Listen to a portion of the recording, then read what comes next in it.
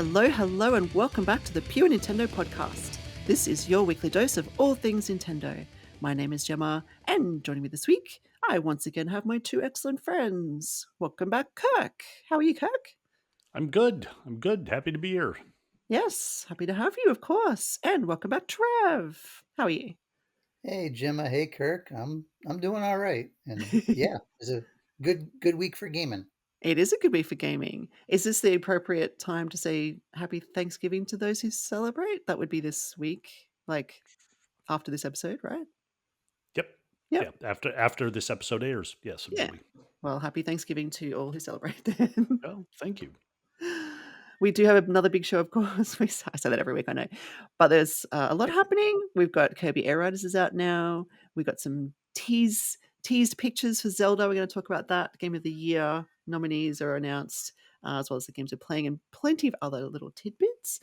But let's start with the game, I guess the game of the week, which is the next big game from Nintendo, which is Kirby Air Riders, which is out now. And thank you to Nintendo Australia. I do have a code for this one, so I will be reviewing it, and I've spent some time with it. We've heard a lot about this game over the last few months, even though it was a bit of a random announcement when it was first dropped, I guess, during that. Was it the Nintendo Direct for the Switch 2? Was that when it was first teased there? I think it was, right? Yeah, it was Gosh, definitely I one can't of them. remember. There's Mm. been so many Kirby Directs, I can't keep track. Yeah. Yes, there have been quite a few, and they've been very long. And so I've got my hands on the game. I've been playing it. I spent a few hours with it. We've had the global test ride recently, and I also got to try it at PAX. So by now I'm feeling pretty familiar with it, which is good. Because when it first was teased, I was a bit like, I don't know. It's not. It's another racing game. It's a bit Smash Brothers ish, which both I love Smash Brothers, of course, but I'm just not very good at it. And I'm not also very good at racing games, apart from Mario Kart, just FYI. So a racing game coupled with Smash Brothers, maybe I'm not so good at that, but it's really fun and there's way more to it than just racing. In fact, I've barely even touched the racing elements of it because I decided when I jumped straight in, of course, we've got so many modes. There's the city trials mode, where you race around the city collecting as many items as you can for 5 minutes, and then you choose a mini game and compete with people or CPUs. There's the Kirby Air Ride, of course, that mode, which is the race proper, I think it's generally 3 laps. You can pick up power ups, you can do copy abilities, just like Kirby, can do in other games, and you get boosts for like attacking and that sort of thing, and it's about winning. Then there's this top-down race mode, which is really cute and a bit of a throwback to the older game as well that Sakurai mentioned in the direct. And then there's this one-player mode, which is called Road Trip.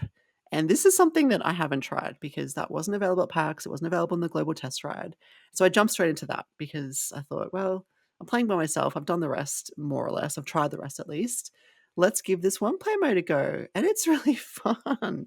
It's really, really fun. It's pretty unique, I suppose. It's Kirby is riding along a little path, and you know what it reminds me of? Maybe Trev. Oh no, you both might know this actually. In Mario Party, I think the second to last one, there's that River Rapid one where you can play with 4 people and you have to choose a path.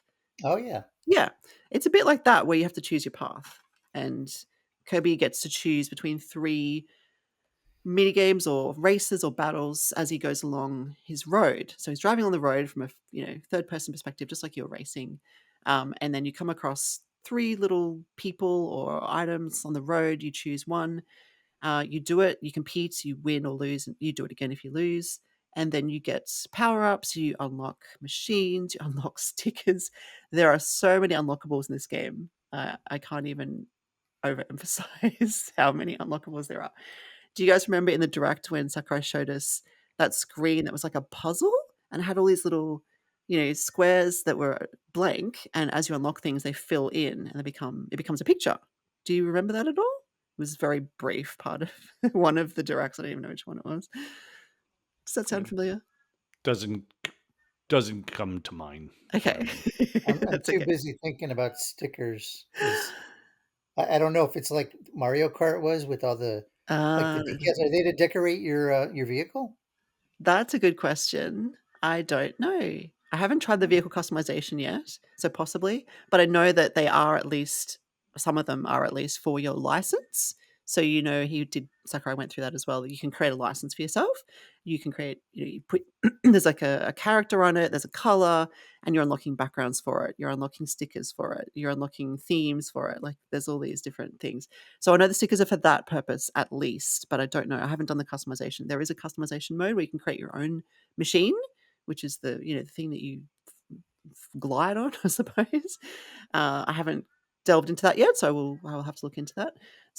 But I would hazard a guess and say yes, probably, right? Like if you're customizing machines and picking parts and things like that, probably stickers are involved, right? And there's so many stickers, like they can't all just be for the license, I don't think. So that'd be a lot of license stickers. So I guess the moral of the story is there's a lot to this game. And it's got all these different modes. I've gotten quite far with the one player mode in the few hours that I've played, so I'm probably 2/3 of the way through that. As I said, it reminds me of that Mario Party pathway choosing kind of element, which means once I get to the end, I can probably go back, I'm assuming, and do different paths and do different things because I can see every time I finish a stage. I think they're called stages, and there's like 8 of them. So I'm up to like stage 6 or 7 at the moment. 6, 7, there it is. It's always coming up. I don't know why. Why does it always come up? I'm doing the hand motion now. You can't Yeah. see it, but I just wanted to let you know I'm there. Thank you, Kirk. We were doing it together. I did it too. So it has to be done. Yeah, so I can see pathways that are kind of grayed out that I haven't gone down that path. So I feel like, and there's plenty of saves. Like you can save each time you finish a stage, you can directly save it. Therefore, I could go back if I wanted to not go back to stage 1. I could go back to stage 3 and try a different path, maybe that way as well, potentially, which I think is pretty neat. So overall, it's just, I mean, the gameplay is chaotic, as I think you probably can tell from the gameplay that you see in the trailers, the directs. There's a lot happening. It's very fast. It looks lovely though. Like the graphics are terrific, especially the cutscene. So in this one player mode, each time you finish a stage, there's a cutscene to the story. So there's these machines that have come down to planet Popstar, and there's this other thing in space, this satellite that's creating things to help it. It's kind of sentient, but it's trapped. So there's a whole thing happening there. But the cutscenes look terrific, like really, really nice. Like some of the best I've seen on the Switch. Switch 2, sorry, but it looks amazing. Really, really good movie quality, I would say. So they've really gone to town with that side of things. Yeah. Like it's very, very detailed and high res. Like it looks, this is on my TV, but it does look fantastic. So kudos to the team for that. And some of even in the one player mode, because sometimes every now and then there's like a little pit stop and it goes into this side scrolling mode, and Kirby jumps off his little machine and gets a power up, a free power up that they can choose between. And that looks very simple, and that would easily be a Switch looking game. But then sometimes when you're just racing down the road, even in the one player mode, when you're not really racing, you're just going forward and choosing between the 3 paths. Some of the levels, like there was a snow-based level that looked really nice as well. Like some of the graphics are really like eye-popping, really nice work that they've done there. So yeah, I'm definitely impressed with the look of it. As I said, there's heaps to do. So we've tried, Hayden and I did play some games together. We did some city trials together. We did some of the top-down races together. Even though I'd been playing for a few hours on my own, he still beat me. So Wow. Good for him. yeah, good for him. Yes. And that's why I'm like reticent, with these sorts of games, because I'm just not super good at, like I said, racing or Smash Brothers. So it's not a surprise. But I'm doing all right. And the one play mode does have a difficulty setting, so you can choose how hard or easy it is. And it doesn't seem super hard. I've done the easy mode just because I don't really feel like challenging myself too much at this point. And it's nice. I've lost a few, but like I said, you get to retry them, and there's no penalty, there's no life, or you don't die, there's no continue, something like that. It's just you keep going. And I've had to repeat a few, more so when it's like a challenge, like you choose one of the 3, and I've chosen a few just trying out different things. And one is like, it's a high jump. And so all you need to do is race for like 10 seconds down a straight path. You get a boost at the end and a jump and then you have to go as high as you can and beat the other opponents who are CPU opponents. And I didn't win the first time. I only jumped like 35 meters instead of 50 or whatever. Sometimes you have to get a goal. Sometimes you have to be the top. There's a few different goals as well, which is nice. And so then you get a chance to choose a different machine. And some machines are better at jumping or better at gliding. And so you just choose a different machine and try again. And, more often than not, you'll make it the second or third time. So that's really nice too. I feel like I'm getting a feel for the machines and the capability. And I'm unlocking new characters as well, which is really neat. So there's so much going on in this game. I feel like it's it's a lot of love being put into it and a lot to do. So it's not going to be for everyone because it is, it's a racer at its heart. Maybe that's not for everyone and it is chaotic, but it's certainly got a lot to do and it's pretty cool. So I'll be continuing on that journey throughout the week and writing up my review as quickly as I can because it is out now. So stay tuned for my full thoughts. Did you guys have any questions about Kirby Air Riders? Did you get any of the new amiibo? Oh, are they out yet? Did they come out at the same time? I think they're out. I've seen them like for like Target, Walmart. They're still coming. Oh, okay. No, I will have to look into that. I thought they were out later, but I'm obviously wrong about that. So Well, now no, I'm not going to yet. double check because now I'm not sure. No, I know some amiibo were coming out with the game. Like I think some of the Metroid ones were coming out even before Metroid 4. And then the Mario? Which ones was it? Oh, Mario Galaxy ones. They come out next year. So I'm not sure where Kirby sits. Is Kirby out with the game or later or before? I don't know. Well, it says add to cart here. It doesn't say like Okay. wish list or pre-order, Okay. but Cool. Well, if it's available, I'm going to check it out. I man, haven't got them yet. $49.99 here in the States. My Ooh. goodness. Okay. Did That's you say probably 49? $49.99. Stupid tariffs. yeah. I mean, they're more anyway because it has like the vehicle too. But man, that's a lot. You get a game for Yeah. $50. Yeah, looks like And it's there's what, 3 of them? I can see that it's 58, 59 here, Australian dollars, which Mm. is I think probably there's 3 of them, right? There's Kirby, Meta Knight, and Waddle Dee. Waddle Dee? Yeah. Yeah. Yep. That's right. I can see those. Man, imagine if you got them. Oh, Oh, I will get them all, but I'm putting them on my Christmas wish list as well. So, like Kirk's doing with Hyrule Warriors and Metro Prime 4, I'm doing Amiibo. So, hopefully, I don't have to spend $180 on Amiibo. Yeah, maybe I'll buy Kirby, and then someone can get me. Oh, there's also the Chef Kawasaki. So maybe there's more than 3. Yeah, wow. there's quite a few, so it's 4 at least.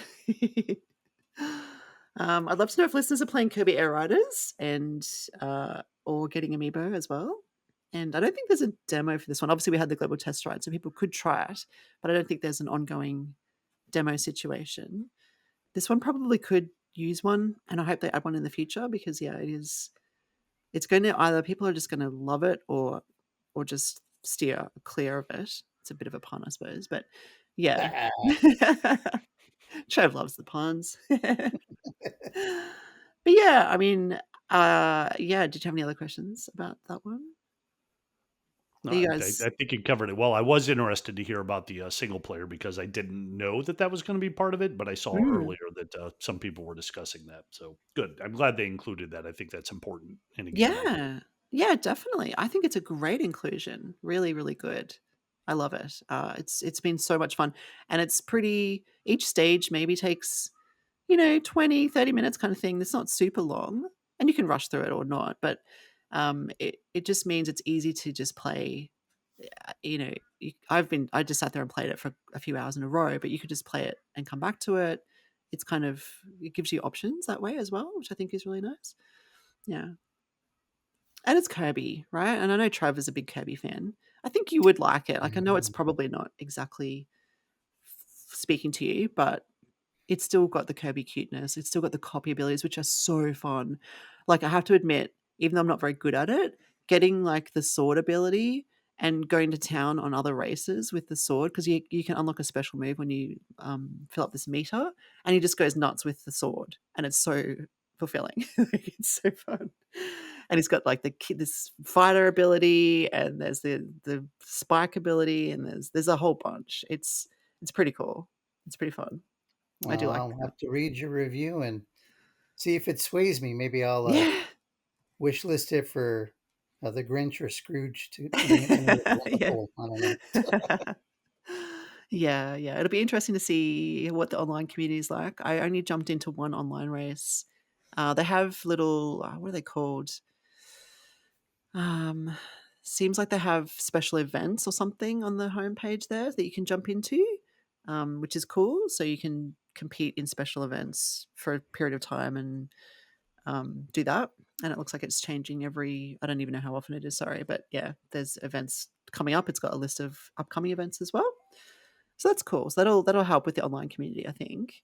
The one race I had was fine. I played it in handheld actually. That was the first thing I did when I first jumped on, just to try it on. This was Thursday afternoon after work when I first got the code.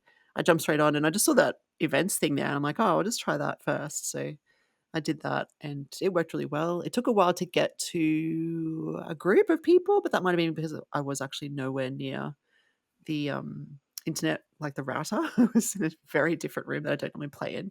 So it might have been a bit slow. But the race itself was fine. I had no issues with the speed or anything like that. It was just the joining took a few minutes, but that was about it. Yeah.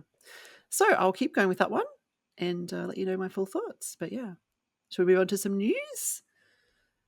Let's do Let's it. do it. Let's do it. There's heaps of news, and I think the first one has got a lot of people talking, and I'm very interested to hear your thoughts as well. The Zelda movie has some official like stills from the movie, like static imagery of Link and Zelda, the actors playing those two characters. They were on the Nintendo Today app, and I feel like I read that someone had leaked them first or something. So I don't know if that was true. I didn't see that. I just saw it when it was official. But did you guys hear anything about that? That it was leaked and then Nintendo had to kind of release it because it was leaked? Or do you think that's No. just made up? I heard an inkling of it. I don't know how much truth there is to it. Yeah, who knows, right? What do you guys think of these? Is it exciting? It seems exciting.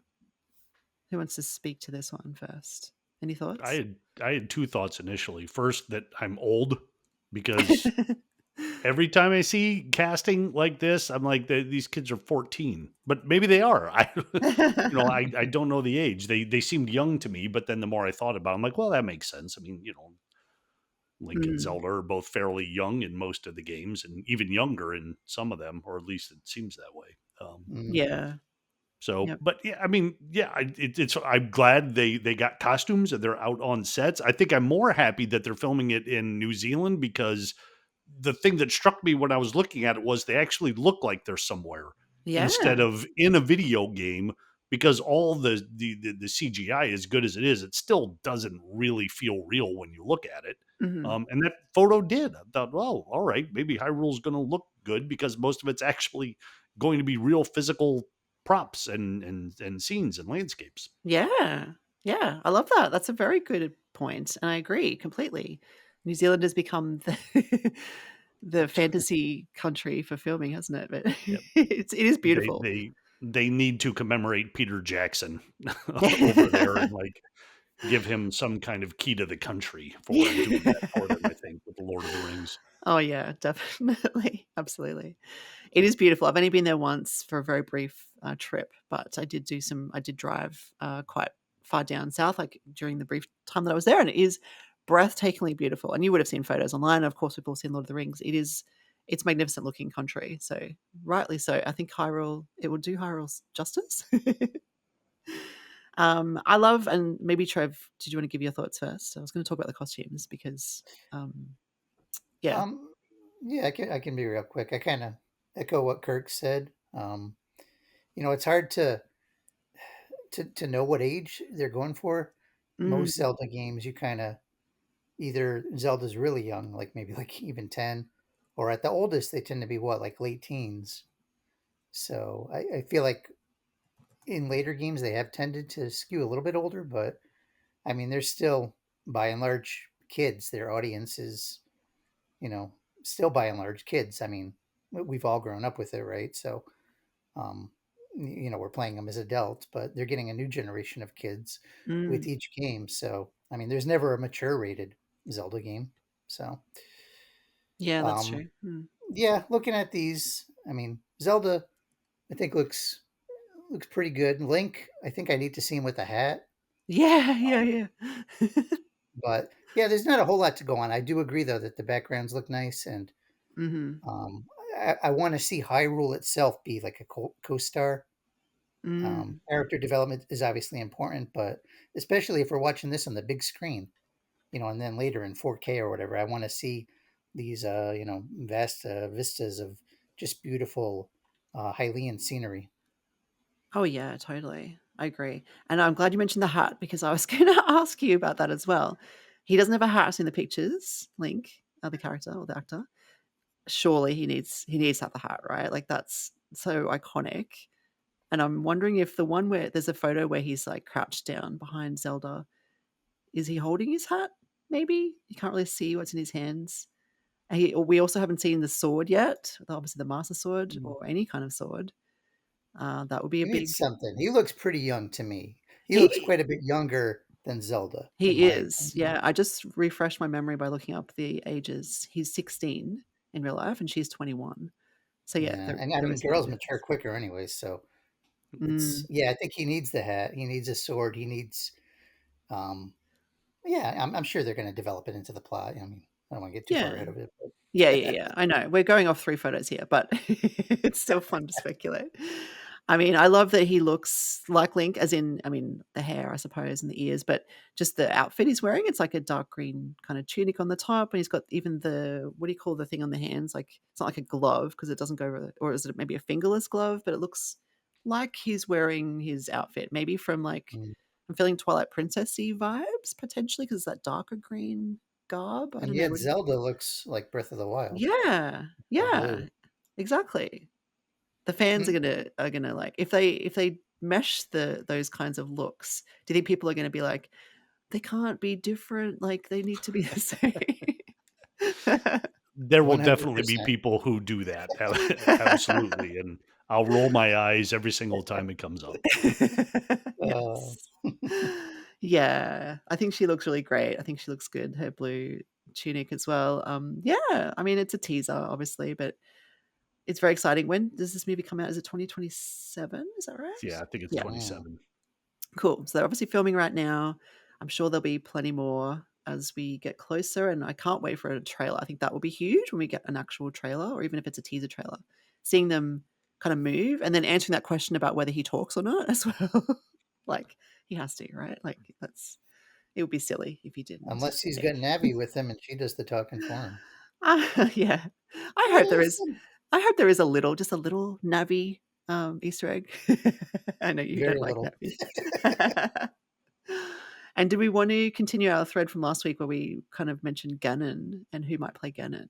Did we have any further ideas about who might play Ganon? I've thought of one, but I want to see if you guys have one first. Well, I don't. So go ahead, Trev. I actually don't, even though I kind of um, took the wheel on this, but I do have a formula Oh, for okay. how we could cast Ganon. So I'm going to throw this out. And of course, the big question is, are they going to do motion capture?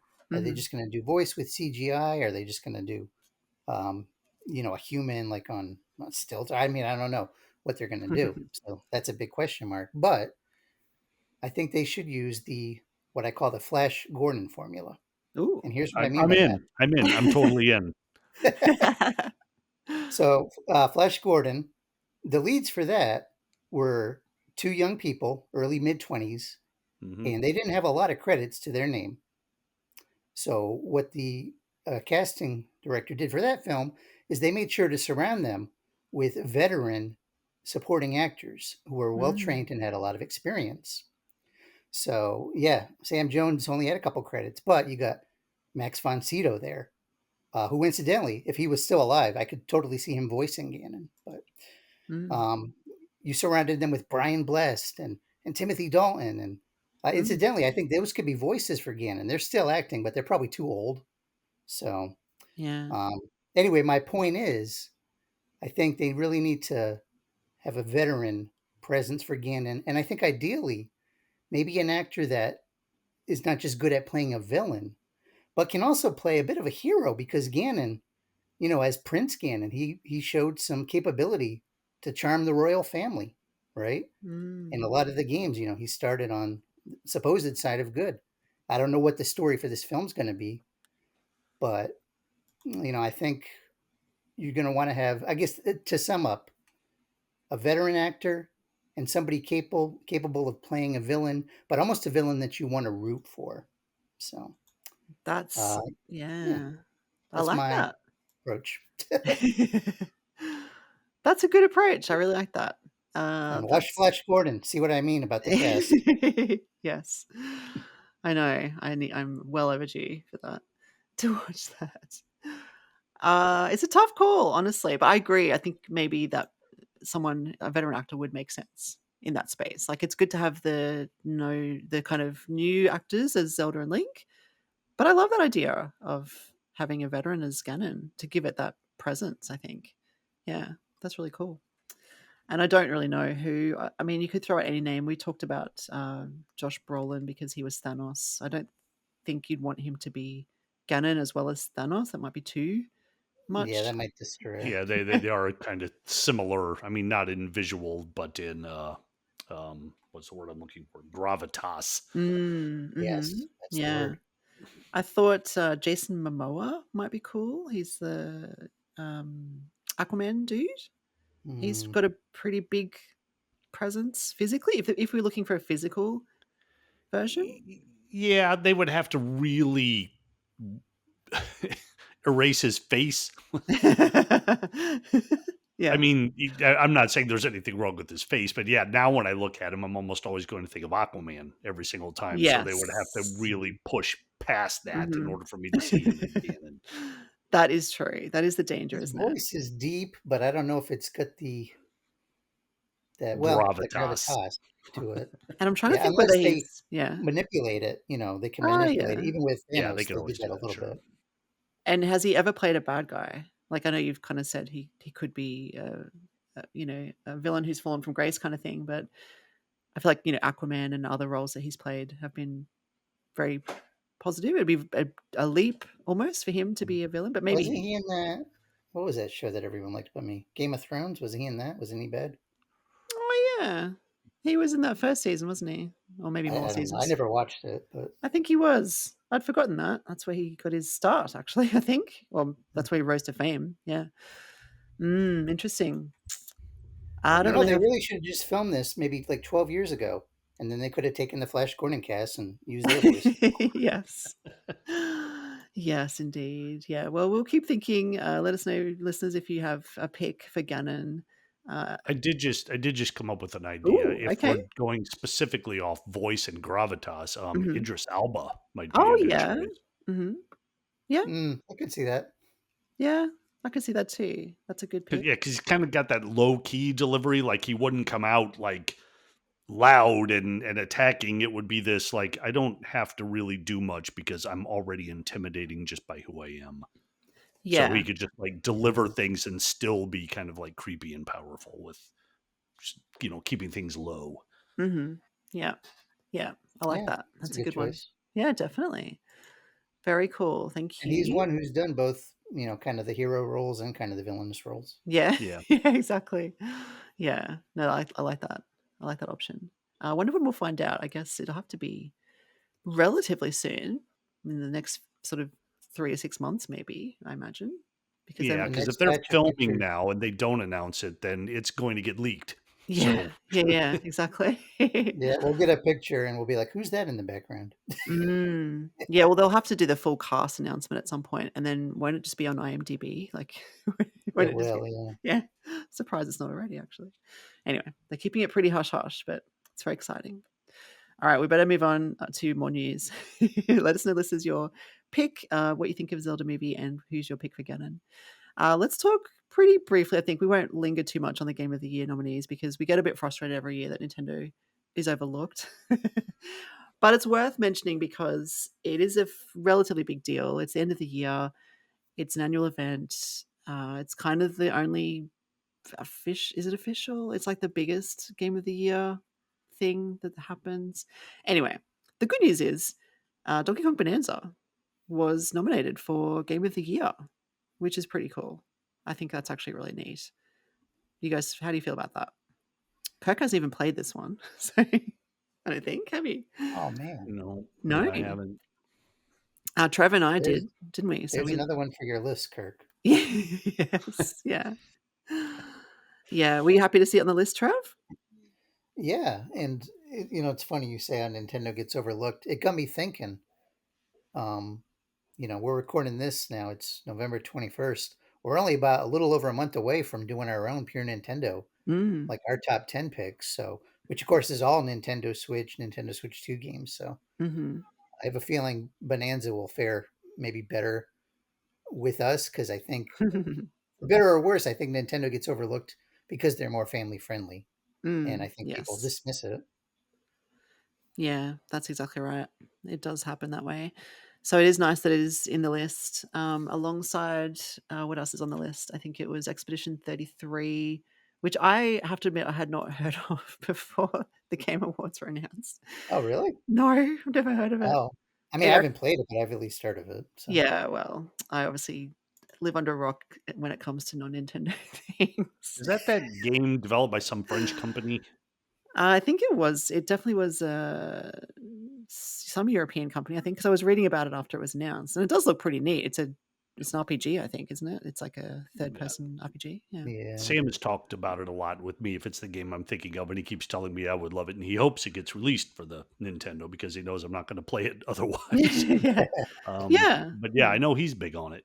Well, hopefully it does. I mean, it's on the PS5, Xbox Series S, and PC, so especially if it's doing well, and as we've seen, a lot of big games have come or are coming to the Switch too, so why not bring it I across? think that's sort of the early favorite from what I gather for maybe Game of the Year. Yeah, and it's got a lot of nominations just generally across the different categories as well. I think it's the most nominated game this year in Yeah, this event at and I think least. Donkey Kong was the least. It only had what, like two? Yeah, I think it was Game of the Year, and was it the best family game or something, maybe Yeah, with like Mario Kart? ridiculous. Give it another one. I know, right? And the other thing I guess I wanted to mention is Mario Kart World should have been nominated for best soundtrack. That has an amazing soundtrack. Do you It agree, should Trev? have. Yeah. They should have put it on Nintendo Music, and then Oh, all the yes. judges could be listening to it and be like, "Wow, we got to Mm. nominate." Yeah, and I think, and it's probably because we're, fans who obviously have a Nintendo themed podcast, but we're obviously closer to it, and we've played it. But remember, several months ago, I guess when the game was first released or just before then, they did that developers interview online. Like there was a text-based interview that they do. Nintendo does these interviews with the developers of their games sometimes.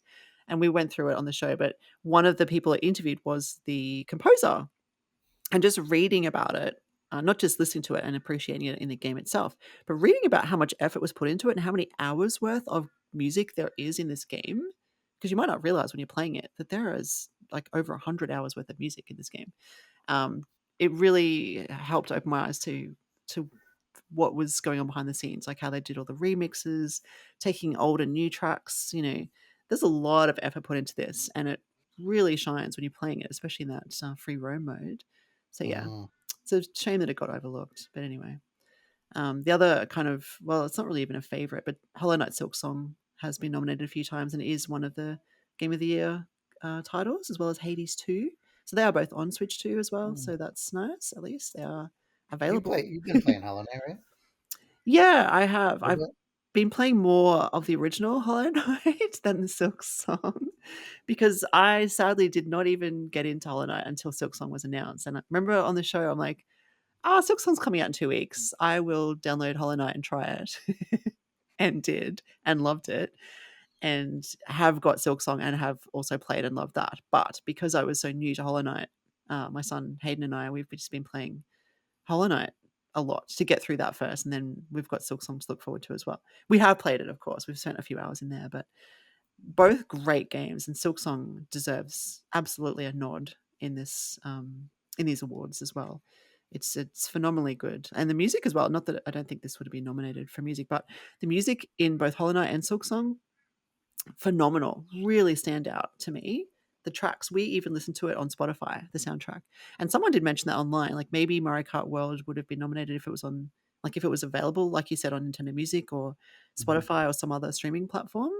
Because yeah, Hollow Knight you can stream on Spotify, and it's terrific. Like, it's actually, with Kirk, we've talked about how sometimes listening to songs isn't the same as playing the game, and it doesn't really work.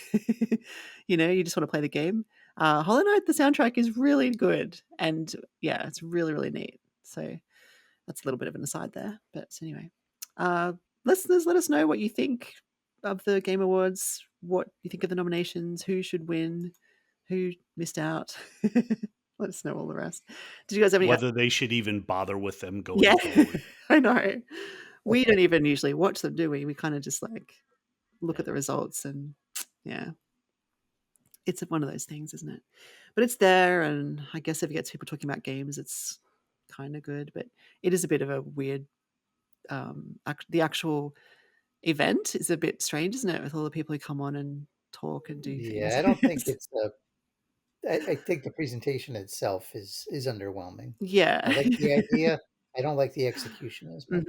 Yes. Well I said. think I would like it better if they just published a list of the winners and there was no show Mm. and there was no pomp and circumstance surrounding it. That's generally what drives me nuts about award shows is the arrogance about them.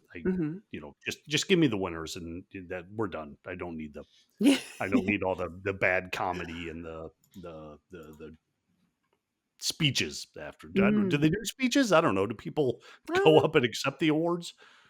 Don't know. Sometimes I think so. Yeah, I think Yeah. if they're I, there, I I feel doubt. like some announcements are thrown away quick, and then others are. I don't know if it's friends of the show Or organizers or if they maybe. who paid the most to get the advertising Yeah. time to go up and speak about something? Yeah. Yeah, Yeah. yeah, exactly. Hey, one Yeah. one person's pomp is another person's gravitas. So That's a good one. We need to write down these quotes that you had come up with and have like a special at the end of the year, a recap. Cool. Thank you. Anything else to say about the Game Awards? Happy to move on. nah. Let's move on. And a game came out this week, which I think was a bit of a surprise, unless you guys knew about this. But Tomb Raider Definitive Edition was released, and I thought you both would be interested in this because you're Tomb Raider fans. I think Kirk reviewed some of the remake or the trilogy that they Mhm. did. Yeah. What is the deal? I'm sorry I didn't go too far down this path, but I thought you guys might know more. But is this is like the rebooted Tomb Raider from maybe 10 years ago? Is that right? And this is the definitive edition Yeah. of that game? Yeah. Yeah, and it's weird to me because it was published by Aspire, and I didn't think that Aspire published Tomb Raider anymore. I thought the Hmm. original games they did, were at least on the Mac, where I played them. Then they have been doing a lot of Nintendo releases lately. But yeah, I thought this was it Square Enix that had the property at this point? Who was doing it? I don't know, Mm. actually. Maybe. I'm not sure. Did you have any Hey, insight? while you're Sarah? looking, Yeah. you know what I want to say, and Hmm. maybe Kirk would know more than me on this. Since when did Tomb Raider become a mature property? Because I went to look this up, and it's asking for my age verification. Yeah. I'm like, wait a minute, what? Like all the other games I've played, and granted, I haven't played every one, but I've played quite a few. They've always been teen. Yeah, Yeah, that's it. This one yeah. seems Is like it's Laura more 17. ample in this game, or is it just more That's and violent? I would have brought that up too. I do have an answer here. These were, it looks like they're the 2013 Mm, reboot, which was developed by Crystal Dynamics and published by Square Enix's European branch. right. Okay. Yes. And yes, I played the first game on the Mac. And when I was reviewing it for, I can't remember which site it was at the time. Might have been Appletel. I don't know. Not As in important. the 2013 one? Yes, Yeah. Okay. and I didn't like it. I mean, it was a good game. It was very well done, but as Trevor mentioned, this isn't what Tomb Raider is to me. It was much more violent. She was like just killing people constantly. Mm. Of course, she's being attacked. It's not like she's a murderer, but that's not what the Tomb Raider games were initially. They were about exploration and the parkour of getting from here to there. they were much more, I don't want to say light, because they were very challenging and very difficult games, but it was, they had more style. In this one, Lara Croft kind of just became like anyone else with a gun and a bow and arrow and a reason to just destroy as many things as she could. She didn't seem like she was an explorer so much as a survivor, and Mm. I didn't need that in this franchise. Yeah, it's an interesting sort of pivot, isn't it? I wonder why they felt the need to reboot that and make and sort of change her dynamic, I feel really. like a lot of franchises that have been around for a while maybe do that thing. Like even James Bond. I love the James Bond films, and I love every actor who's done James Bond. But that's what I felt like with Pierce Brosnan. He was more of the machine gun Bond, who was less of a detective, secret agent kind of guy. He'd just whip out the gun and just blast like the GoldenEye video game, which I loved. But Mm. so maybe it's the same thing with Lara Croft. They want to make her more accessible for modern players in that regard. It's not accessible, just more attractive, I guess. Yeah, Yeah, yeah. yeah, and I think that's it. It's like even the same with, say, the Batman, for example, started out as a detective, in the '60s, and even up to the Keaton, Mm, he still wasn't a very the movies were dark, but they were still kind of campy, still kind of like it's a superhero. This whole premise is ridiculous, so let's have fun with it. Yeah. But then somebody comes in and is like, well, let's see how dark we can actually make this character. And that always happens across the board. The moment something gets rebooted or changed, the tendency is to always go dark, and that's Yeah. fine. It works in a lot of cases, but like I said, it was a very good game, but it's not what I want from Lara Croft, so I just have no interest in the series. mm. Yeah. No, that's fair enough. And Hey, Michael Keaton as Ganon. it I think He he could could do do it. it. I really do. Yeah. he's a Haven't we he's a good realized he actor. can do anything? Oh, yeah. He's a great actor. He's a hero, but he can be really creepy too. Even as a Yeah. hero, he can be creepy. He was a villain in was it one of the Spider-Man movies? Wasn't he the Vulture or Yes. something? Yeah. Yes. And he Mm. was much more intimidating when he was just himself. When he was in Mm. costume as the Vulture, I wasn't scared, but when he's just like there talking to Peter, I'm like, oh my God, is Keaton gonna Yeah. like slash his throat? What's he doing? Yes, Yeah, he he's was. he's That's got true. that look that he can give where it just looks like he's plotting something really bad, Yeah. and he's gonna get there faster than you're able to Oh figure a man. way out. Yeah. I think we've solved the problem. Michael Keaton for Ganon. Yeah. I am a I huge like I Michael like Keaton fan. Elba too. So Keaton, put him up there next to him. Yeah. He can run a poll. Yeah, yeah, that's a good idea. It looks like it's on sale at the moment. So it was shadow dropped. This game we did not know was coming. It just came out. It was like, here it is. It's out for Switch 1 and Switch 2. So I Mhm. don't know what the difference is, but I'm guessing visually there's some enhancements on the Switch 2 edition. It's only $19.99. I think that's the Switch version that I'm looking at. And it's on special as 10% off at the moment. So it's at least a good price, right? Like it's not Yeah. overly expensive. Yeah. And I so, have. yeah, if you're looking for a third-person action game, and Aspire does good work, that's it mostly comes from my experience on them on the Macintosh, but Mm. I've always been a fan of that company. Yeah, right. Nice. We didn't happen to get a code for this, did we? No, No, that's no, we didn't. surprising I because haven't seen one. you guys reviewed the last two releases, but it's different publishers, right? Yeah. Yeah. No, we could have. If I had more interest, I might have reached out. If they had contacted me, I would have accepted it, but I wasn't going to chase it down. Yeah, If you fair guys enough. want me to, I'll chase it down. Oh, only if you want to review it. I don't want to review it. Oh So yeah, no. it's all good. It's all Hey, good. wait, I'm just checking. I do see an email from 3 days ago. Oh, yeah. It's no code, but there is an invite. So if you think Oh, you want it, Kirk, I'll answer it. have a think. Have Well, a yeah. think. Yeah. Let's discuss. Yeah, Yeah. I feel like I feel like I should. I feel like we should too. And I mean, I said no, but if you need help with it, I will of course do that. But since you played the It's funny. original, it would make more sense for you to do In it. the email, it even says confidential shadow drop. Right? I don't know how it's It confidential when was so it's confidential, I done. didn't even click it until just now. Yeah. I'm not sure. You didn't want to Mm. give away the secret, so you're like, I'll just ignore this and pretend it didn't exist for fear of not being able to keep that down. Yeah, yeah.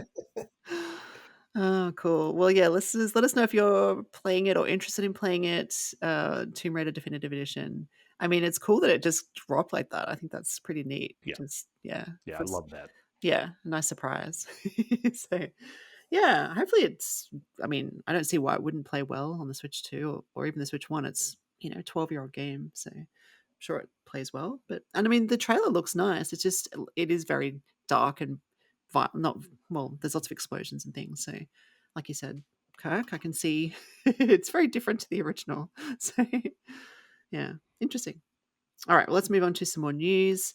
The latest addition to Nintendo Music is an odd little one, which is Wii Fit. I haven't even listened to this one. I just thought it was a bit quirky. But did you happen to listen to it, Trev, since you're the only other one on the show who has Nintendo Music? I sure did.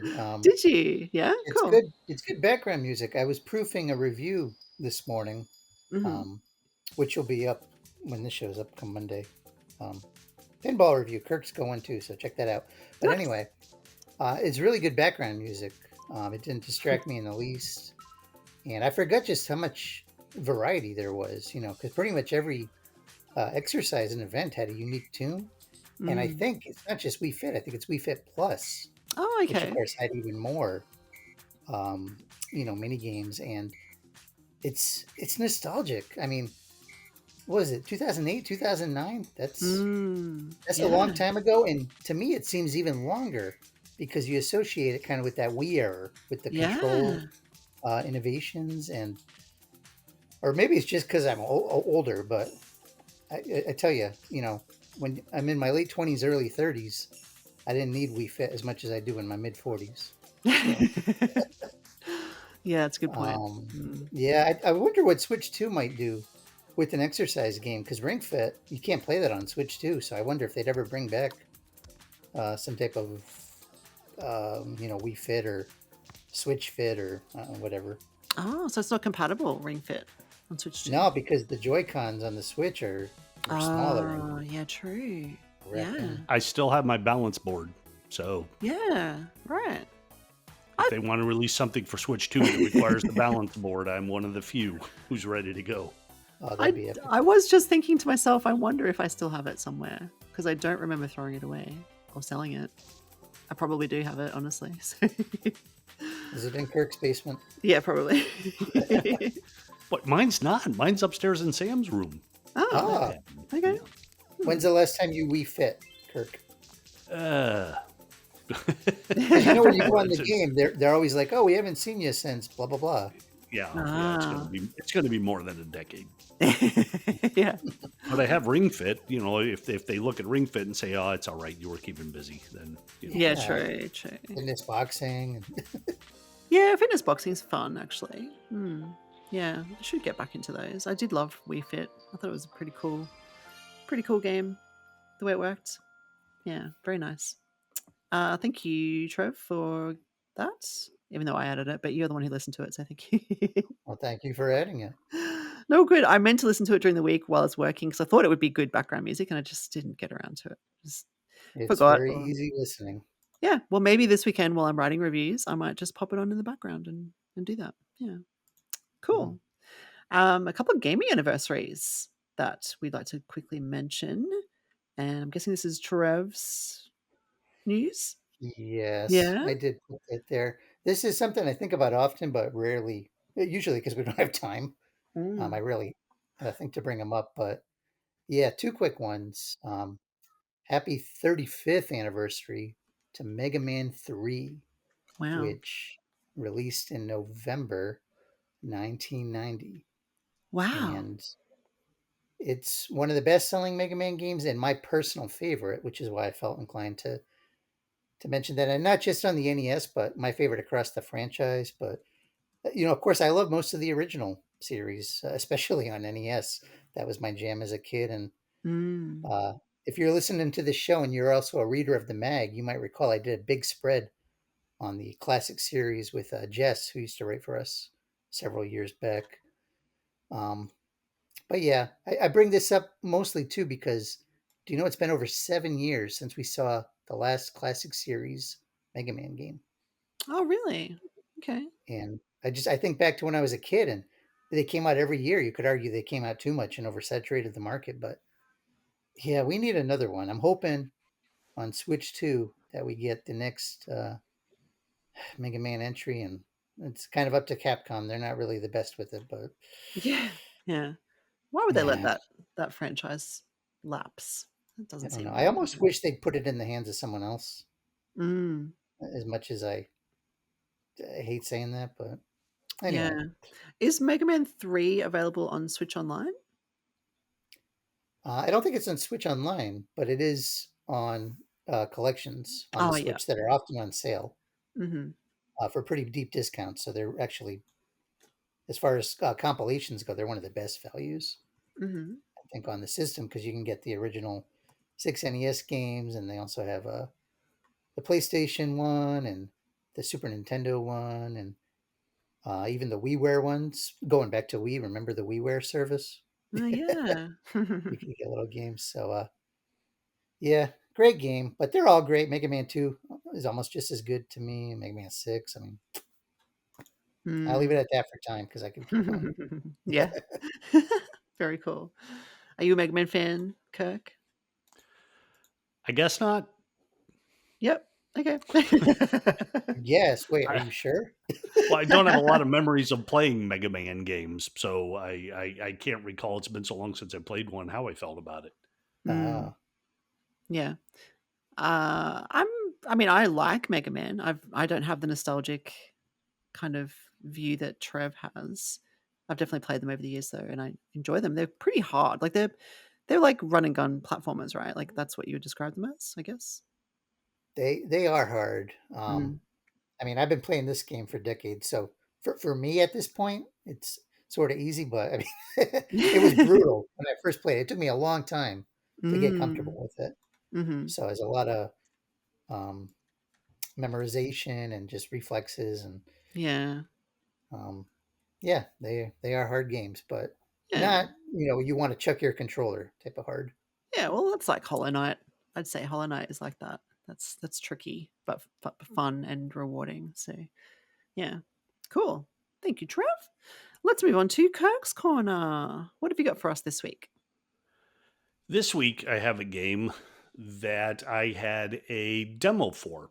It was actually a couple weeks ago from NIS America. It's a RPG that is coming out. I guess we'll call it a JRPG called Starbites. Cool.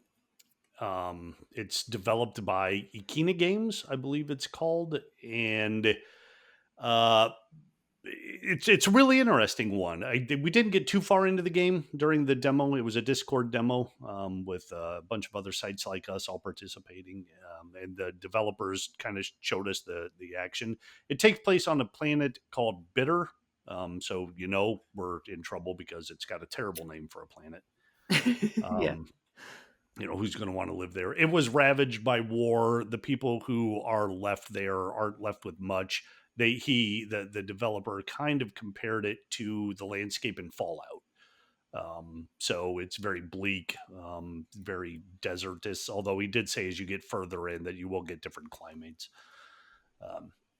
But it despite that the setting it's also very colorful, it's very lively.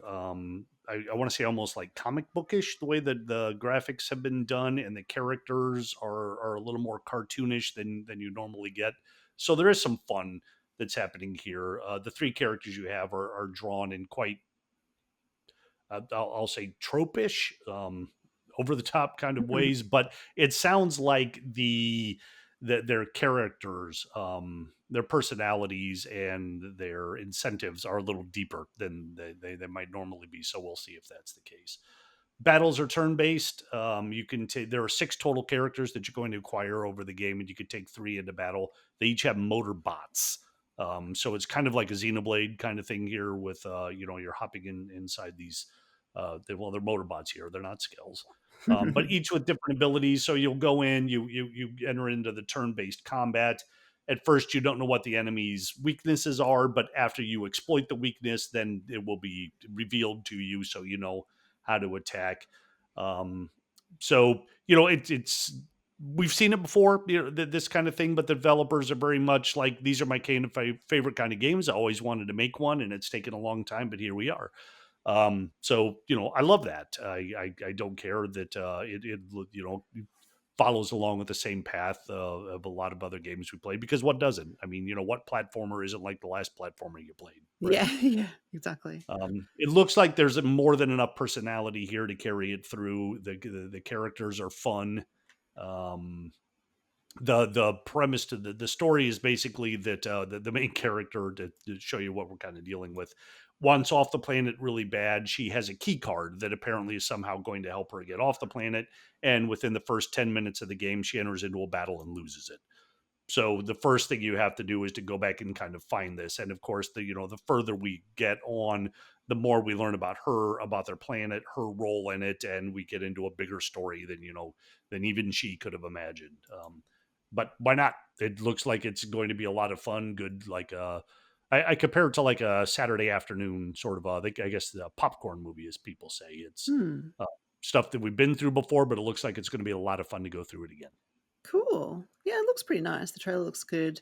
There's like this thing that she's reaching out for at the end of the trailer. It looks like a tesseract from the Marvel movies. You know, that cube-shaped thing that kind of morphs? I You don't, but blame that on my lack of knowledge on the Marvel movies. That's okay. When does I this know. one Yeah, you know what I'm Yeah. talking about. When does this get released? Do we have a date? Early 2026 is the right, the estimate right now. Cool. So hopefully pretty soon. When the demo we saw, things looked good. There weren't like any glitches. Everything was smooth. So I don't know how deep they are into it, but the fact that NIS America is showing it to us now would indicate to me that we're getting close. Yeah, it's only a few months away if it is early 2026. Yep.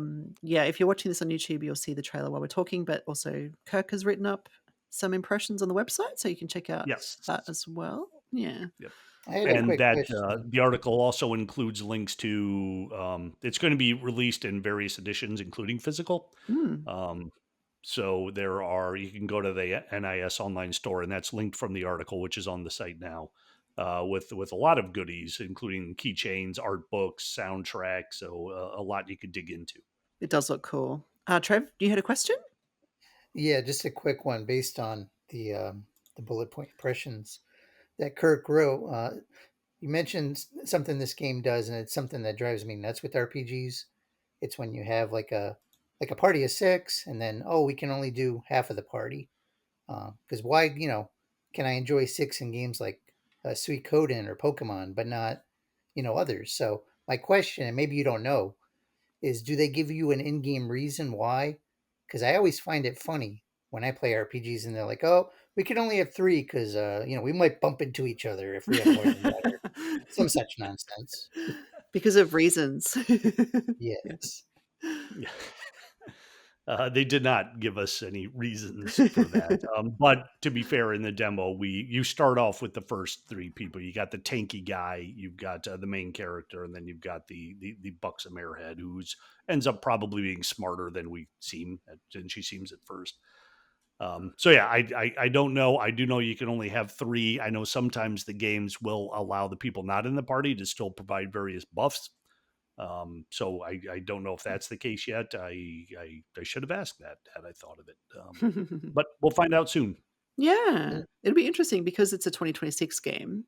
Um, I wonder if it'll be on Kirk's list for next year, like your game of the year, like if it's good enough, right? It's Yeah, it's the kind of game that would be there. Yeah. It is coming out for Switch and Switch 2. And he said that the Switch version has some visual downgrades and such, whereas the Switch 2 version is, according to the developer, on par with the PS5 version. So Nice. if you are able to, Switch 2 sounds like the way to go. Yeah, for sure. Brilliant. Thank you, Kirk. Hmm. Love it. Starbites, early 2026. We'll let you know when we have a release date. Until then, let's move on to the games that we're playing. And my big game obviously is Kirby Air Riders. So I've already discussed that. I'm still dabbling with Pokemon. I told Trev offline. I'm still trying to finish Pokemon, but I'm getting there. Rank C now. Trev, so I'm getting there. Nice, getting close. Yeah, getting close. It's so fun, so fun. That'll definitely be my top 10 this year as well. But Kirk, what are you playing this week? I took a review this time because I'll ask you guys this. Have you ever had review envy? Yes. Okay. We got a code. This is a Chemco game. We got a code from Chemco a while back, and it's one of the ones that I offered to David Temple, and he took it and reviewed it. And as I was reading his review of it, I thought this is so much the type of thing I should have taken. Yeah.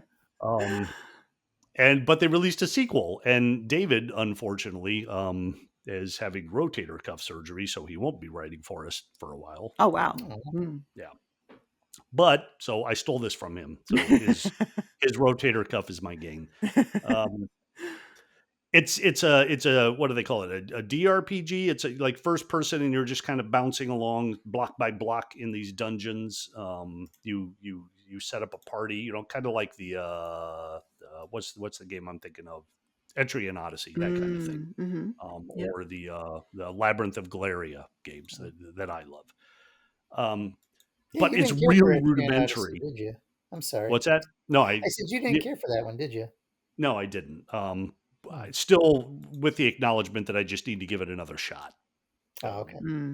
So, and I will. But the first game, the Dragon Ruins game, was the visuals were really basic. I mean, like wireframe basic. There wasn't hardly any detail at all in the dungeons. They were just lines. It looked not a whole lot different, although darker because it was against a black screen, from the Dungeons and Dragons Treasures of Tarman game that I played only in television, to give you an idea of how far back this goes. And the gameplay, which carries over into Dragon's Ruins 2, is also very basic. When you get into fights, you don't like stop to decide anything. It literally is just whoever's in your party and what their abilities are is going to determine if you win or not. So the whole thing is choosing the right people at the start, but they don't give you a lot of detail on why you would choose or what the best party is going to be. There may be about 20 different types of characters you could take in. So it really is kind of like a roguelike, in that, the first time you go into the dungeon, you're not going to have any idea, of how to optimize for that. So you end up dying, or you go back. If all 4 party members die, you lose some of the stuff that you picked up. But if you go back on your own, you get to keep it. You now have some money. You can buy more armor. You can swap out different people, and then you go back in. And that literally is the whole thing. It's just like 100% fast, efficient gameplay with nothing getting in the way of it at all.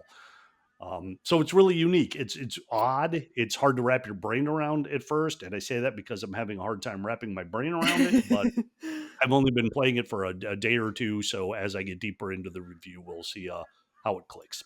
Cool. Yeah, I like the kind of old school style. It's really neat. Yeah.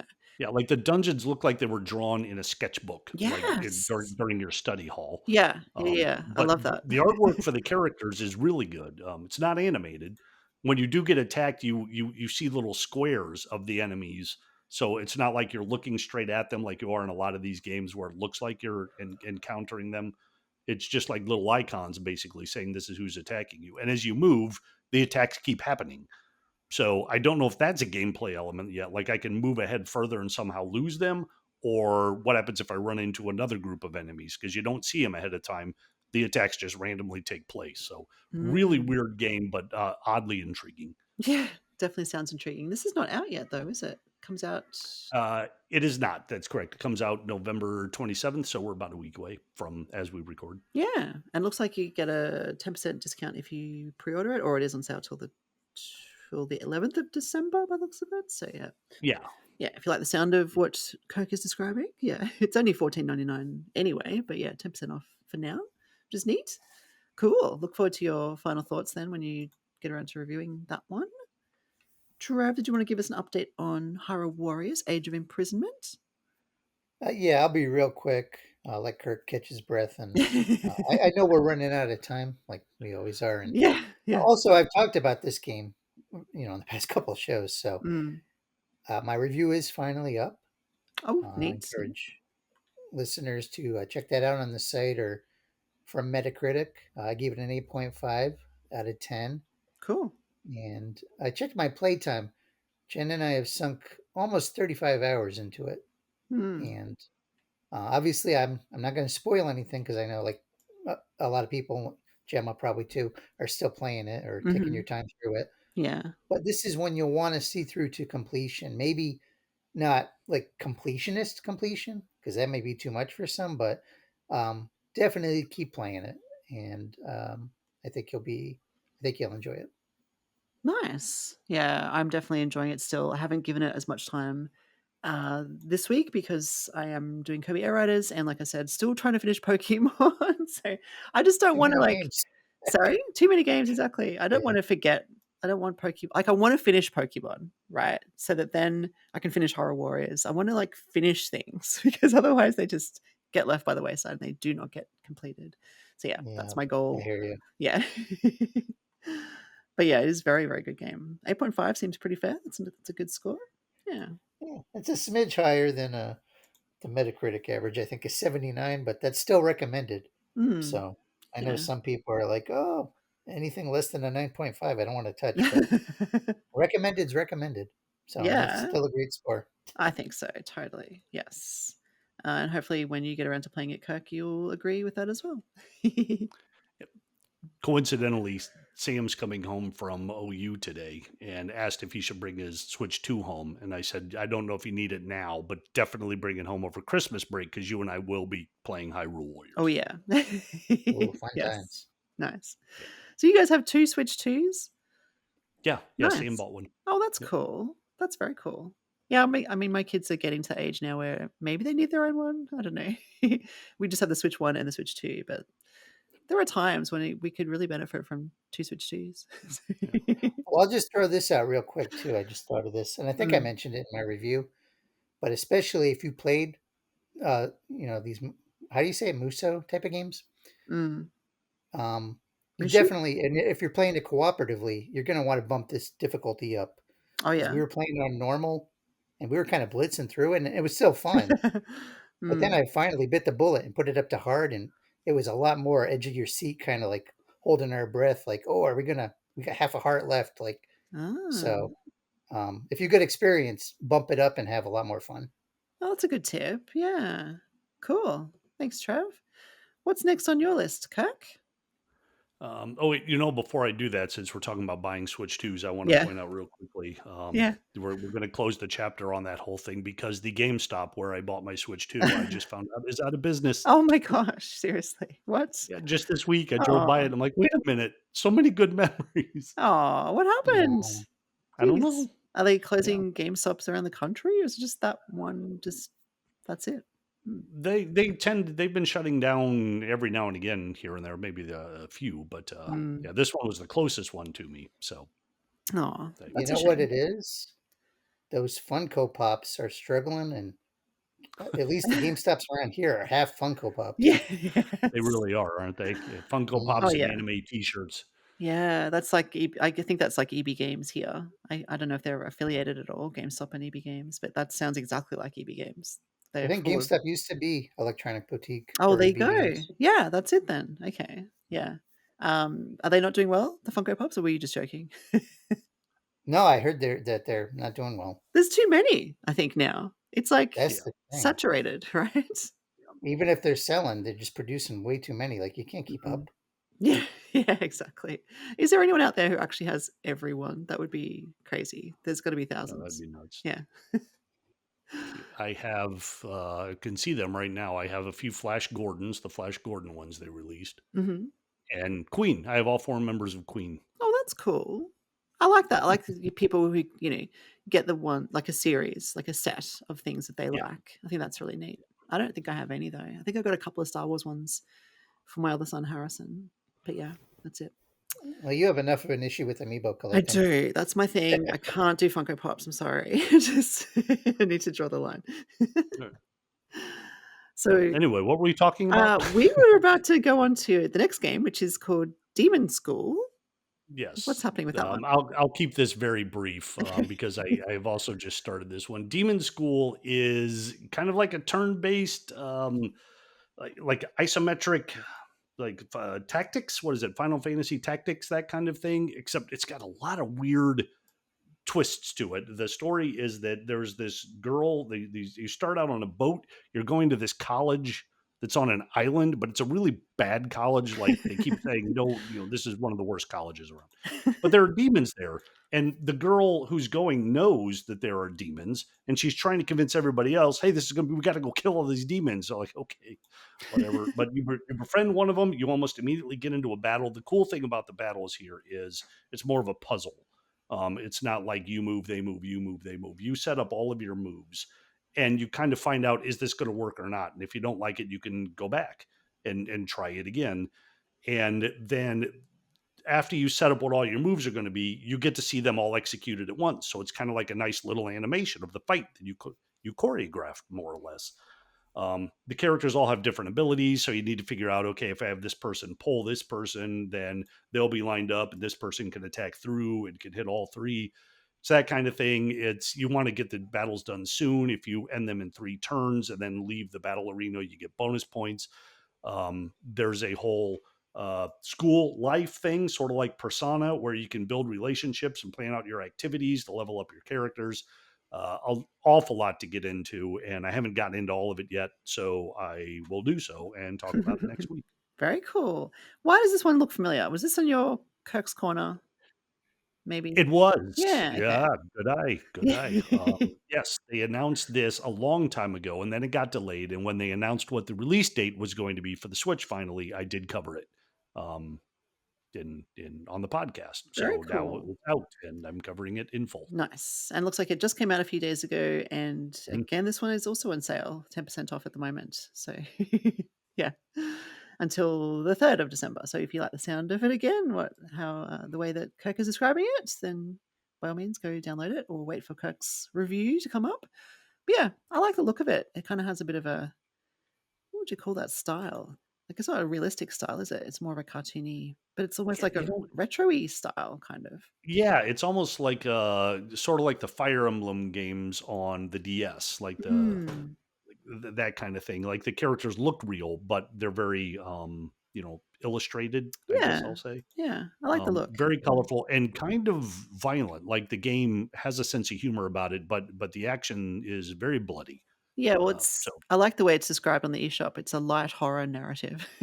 yeah. Yeah. Yes, horror elements, but it's not mature. I don't think it's teen, this one, Yep. not 17 plus. So you're okay there, Trev. You don't have to put your age in. Look at that one. Listeners can't see our podcast notes, but for my little joke, when you heard Gemma say the name Demon School, was there any listener that thought it was a game that Gemma or I were playing? Yeah. Yeah, you did put that note in. That was funny. Like we put the name behind the game, so obviously this is a Kirk game, but Trevor's written. Do we really need to put a name here? Who else would be playing this? It's a very good point. I stand accused. Yeah. It's got everything you need. Demon schools, drama. Love it. Love it. Thank you, Kirk. Look forward to hearing more about that one as you progress. And Trev, you've got another one to talk about as well. Yeah, briefly. It's DLC for Disney Dreamlight Valley, which I think I talked about way, way back in the day, but not recently. Yeah. Mm-hmm. And it's Wish Blossom Ranch. And it's interesting. I was actually looking back to our Pure Nintendo review of this game, which was over 3 years ago. Mm-hmm. Roger actually um, covered that one, Oh, yeah. but I Mm-hmm. copied this quote of his, and he said, "Dreamlight Valley has the potential to offer a profound experience for years to come." Now, profound isn't the word I'd use, but I do think his observation on the whole was pretty spot on, Mm. because 3 years later, there's been several expansions to Dreamlight Valley. This is the first one that I've um, responded to, and I'm going to check out. But what's funny, when I booted it up, my playtime showed 70 hours, nearly 70 hours. Oh, wow. And I'm like, did I play it that much? And then I remembered that Jen, my wife, got hooked on this. So of those 70 hours, probably 65 are hers. Yeah. And I do think this expansion will mean less to me personally, just because I am rusty with the main game.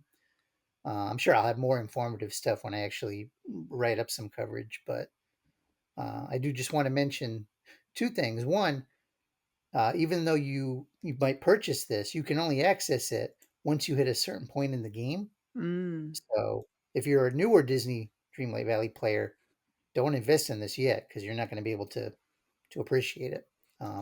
Definitely play the main game and make sure you've progressed in that. Also, one thing that has sort of been an issue with the game is performance. It was never the strongest runner on the original Switch, even back in 2022, and things haven't really improved in 2025 that much. So I went ahead and did the virtual game card thing and put it on Switch 2. I don't think it's specifically optimized for it, but it does automatically get a little boost, Mm. and it's Mhm. my preferred way to play. So, um, yeah, lots of horses, which it's a ranch, so that's an emphasis of this. And there's new Mhm. characters like Tigger from Winnie the Pooh, and it's got more of that Disney magic, as it were. It's the anti-demon school. Yeah. So then it doesn't include characters from Disney's The Black Hole, is what you're saying? Ooh, I don't know. Is that animated, The Black Hole? No, No? Okay. no, that was like a 1979 movie with Ernest Borgnine and what Anthony Hopkins? Is that the guy who played Oh. the character from Psycho? Oh, Uh, Perkins, Not Anthony Ant Perkins. Perkins. Thank oh, you. yeah. Yes, yeah. Wow, Yeah. I'd not I don't know even heard about of that. that. They might have Black Cauldron, so I don't know. That's the one I was thinking of. That's the random animated one that's very dark, isn't it? Yeah. Yeah, that was their Batman Yeah, reboot back yeah, in the day. yeah.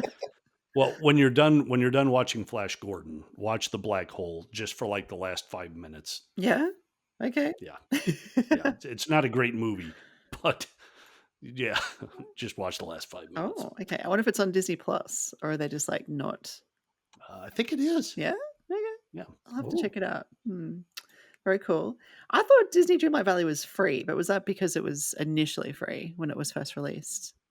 Like, I know DLC is Uh, DLC, but Might have been. This ah, expansion is like 29.99, and mm, I think you can even get one with extra currency or whatnot. That's like 49.99. So the expansions aren't free. The base game might have been. I think it was originally free, yeah, when it first came out, but now it's not. It's 39.99, but it is on sale. Seems to be a lot of sales this week. I'd Thirty have to percent, look up the 30% off. review that we did back in the day to see if prices Yeah, match. it might have been an early access thing or like a launch period where they just, I don't know, maybe they were still testing it or whatever. But I think I'm 3 years doesn't seem that long ago, but I can't remember. Yeah, yeah, yeah.